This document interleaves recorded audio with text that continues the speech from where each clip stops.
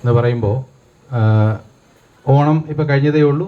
ഓണത്തിനെ പറ്റിയുള്ള കഥകളും ഓണത്തിൻ്റെ ഐതിഹ്യങ്ങളും എല്ലാം എല്ലാവർക്കും അറിയാവുന്നതാണ്. അപ്പോൾ അത് പക്ഷേ പലതരത്തിൽ കാലാകാലങ്ങളായിട്ട് അതിനെപ്പറ്റിയുള്ള കഥകൾ മാറി മാറി വന്നിട്ടുണ്ട്. ചരിത്രം നോക്കിക്കഴിഞ്ഞാൽ ഓണം ഏതാണ്ട് 8-ാം നൂറ്റാണ്ടിന് ശേഷം ഉള്ള പല കൃതികളിലും ഓണത്തിനെ പറ്റി പ്രതിപാദിക്കുന്നുണ്ട്. അപ്പോൾ കേരളീയരുടെ, മലയാളികളുടെ, മലയാളം സംസാരിക്കുന്നവരുടെ ഒരു ദേശീയ ഉത്സവമായിട്ട് ഓണം വളരെ കാലമായിട്ട് ആഘോഷിച്ചുകൊണ്ടിരിക്കുകയാണ്. ഈ കേരളം എന്ന് പറയുന്നത് തന്നെ ഒരു പുതിയ റിലേറ്റീവ്ലി ഒരു പുതിയ കോൺസെപ്റ്റാണ്. മുമ്പ് തിരുവിതാംകൂർ, കൊച്ചി, മലബാർ ഇങ്ങനെ 3 സംസ്ഥാനങ്ങളായിട്ടും 3 സ്റ്റേറ്റുകളായിട്ടും ഇരുന്ന സ്ഥലമാണ് കേരളം. പക്ഷെ മലയാളം സംസാരിക്കുന്നവരുടെ ഒരു ആഘോഷമായിട്ട് വളരെ വളരെ കാലമായിട്ട് ഓണം ഉണ്ട്. അപ്പോൾ ഈ ഓണത്തിലുള്ള ഓണം എങ്ങനെ ആഘോഷിക്കുന്നു, ഏതെല്ലാം രീതിയിൽ ആഘോഷിക്കുന്നു എന്നുള്ളതും കാലാകാലങ്ങളായിട്ട് മാറി മാറി വന്നിട്ടുണ്ട്. പലരും പറയാറുണ്ട്, ഇപ്പം പണ്ടൊക്കെ ഓണം എങ്ങനെയായിരുന്നു, ഇപ്പം അതൊന്നും ഇല്ല എന്ന് പറയുന്നുണ്ട്. പക്ഷേ എൻ്റെ ഒരു പേഴ്സണൽ ഒരു ഒപ്പീനിയൻ എന്ന് പറഞ്ഞാൽ നമ്മുടെ ജീവിത രീതി മാറുന്നതിനും നമ്മുടെ ലോകം മാറുന്നതിനനുസരിച്ച് നമ്മുടെ ഓരോ ഉത്സവങ്ങളും ആഘോഷിക്കുന്നതിനും വ്യത്യാസം വരും, തീർച്ചയായിട്ടും വ്യത്യാസം വരും. പക്ഷേ ഓണത്തിൻ്റെ ഒരു സ്പിരിറ്റ് എന്ന് പറയുന്ന ഒരു കാര്യമുണ്ട്.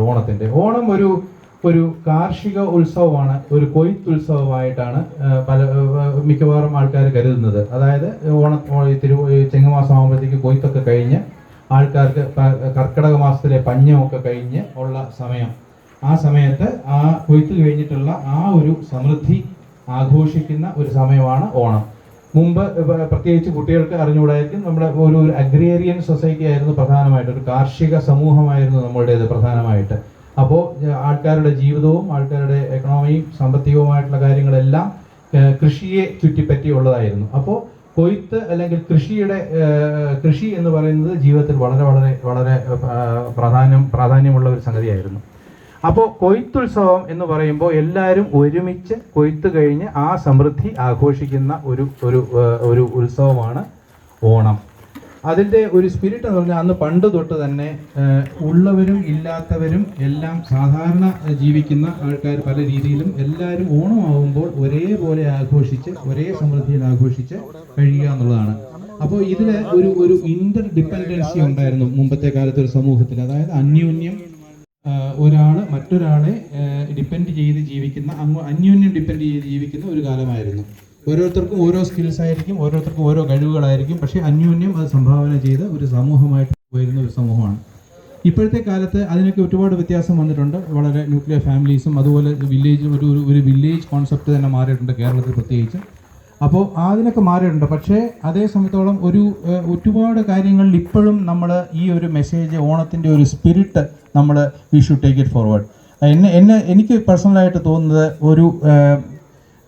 ഓരോരുത്തരും എല്ലാവരും ഓരോരുത്തർക്കും, one for all and all for one എന്നുള്ള ഒരു കോൺസെപ്റ്റ് ഉണ്ട്. അതായത് നമ്മൾ എല്ലാവർക്കും വേണ്ടി ജീവിക്കുക, എല്ലാവരും നമുക്ക് വേണ്ടി ജീവിക്കുക എന്നുള്ളത്. അതായത് ഒരാൾക്കൊരാവശ്യം വന്നാൽ എല്ലാവരും സഹായിക്കാൻ എത്തുക.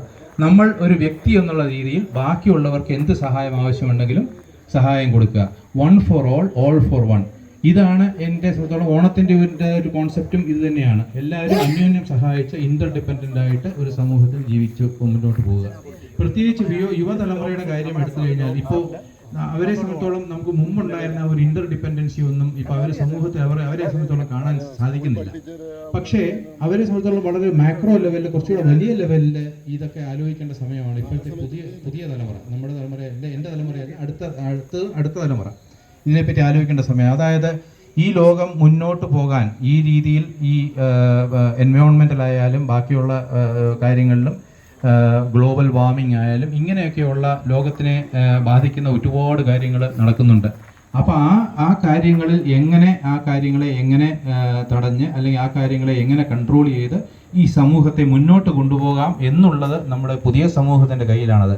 അപ്പോൾ ഈ ഓണത്തിൻ്റെ തന്നെ മെസ്സേജ് എക്സ്റ്റെൻഡ് ചെയ്ത് കഴിഞ്ഞാൽ one for all for one എന്നുള്ള ഒരു കോൺസെപ്റ്റ് ഈ പുതിയ തലമുറ അത് മുന്നോട്ടെടുക്കണം. അതായത് ഈ ലോകത്തിൻ്റെ ഇപ്പോൾ എക്കോളജി ആണെങ്കിലും ഈ ലോകത്തിൻ്റെ എൻവയോൺമെൻറ്റൽ ബാലൻസ് ആയാലും ഇതൊക്കെ പുതിയ തലമുറയെ സംബന്ധിച്ചിടത്തോളം വളരെ വളരെ ഇമ്പോർട്ടൻ്റ് ആണ്.